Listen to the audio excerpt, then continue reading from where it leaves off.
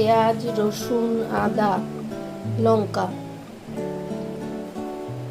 এইগুলোকে সব বেটে নেব। আর মাশরুমটা আমি একটুখানি গরম জলে ভাপিয়ে নেব। মাশরুমটা একটু।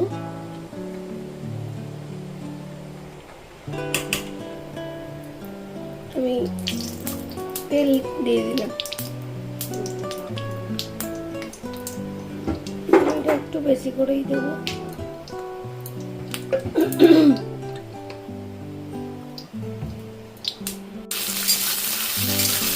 জিরে ফোড়ন দিয়ে পেঁয়াজ কুচি দিয়ে দিলাম। এবার একটু ভাজতে থাকবো। ঢাকার পর আমি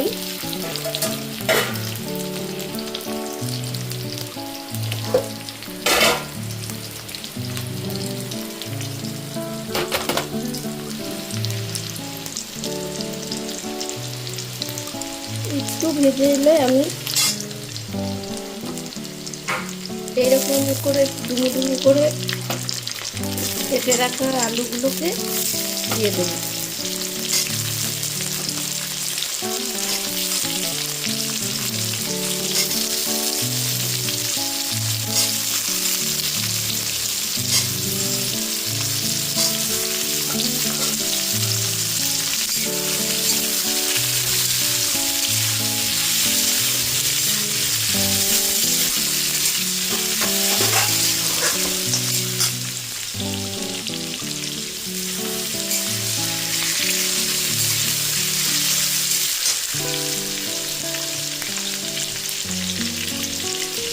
একটু সামান্য পরিমাণে নুন দিয়ে দেবো।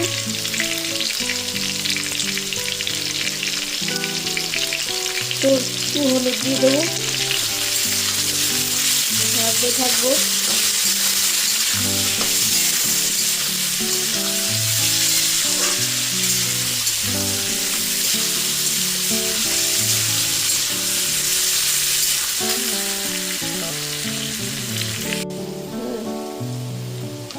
এইরকম ভাজা হয়ে গেলে আমি পেস্ট করা টমেটো, আদা, লঙ্কা, পেঁয়াজ, রসুন এটাকে আমি দিয়ে দেবো।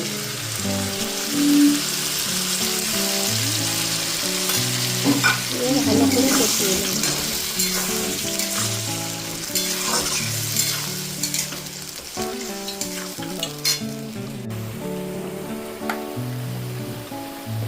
এবার আমি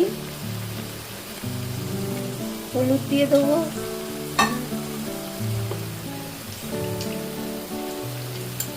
লঙ্কার গুঁড়ো দিয়ে দেবো,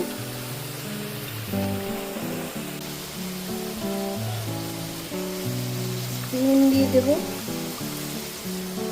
আমি চিনিটা পরে দেব। আর এইখানে বসে গেল চিংড়ি মাছ ভাপা।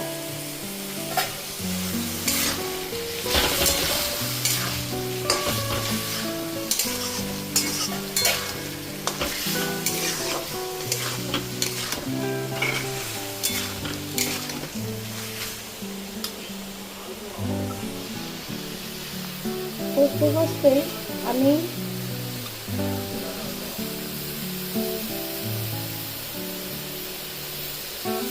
দিয়ে দেবো মাশরুমটা।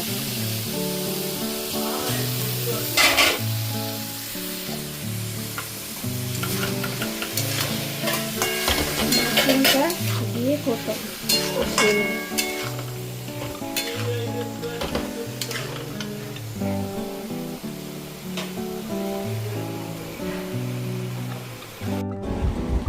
এখানে চিনি দিয়ে দিলাম। আমি একটুখানি জল ঢেলে দিলাম যাতে আলুটা সেদ্ধ হয়ে যায়। এই মাশরুমটা গরম ভাতের সঙ্গে একটু খেয়ে দেখবেন কতটা ভালো লাগে। করে খেয়ে দেখবেন, দেখার পর আমায় কমেন্ট করে জানাবেন যে কতটা ভালো লাগলো। এই যে আমার মাশরুম রান্না হয়ে গেল। দেখুন এইরকম ভাবে থাকবে, ঝোলও নয় আর আবার একদম গামাখাও নয়, ঠিক গ্রেভিটা থাকবে। আর এদিকে চিংড়ি মাছের ভাপা হয়ে গেল রান্না।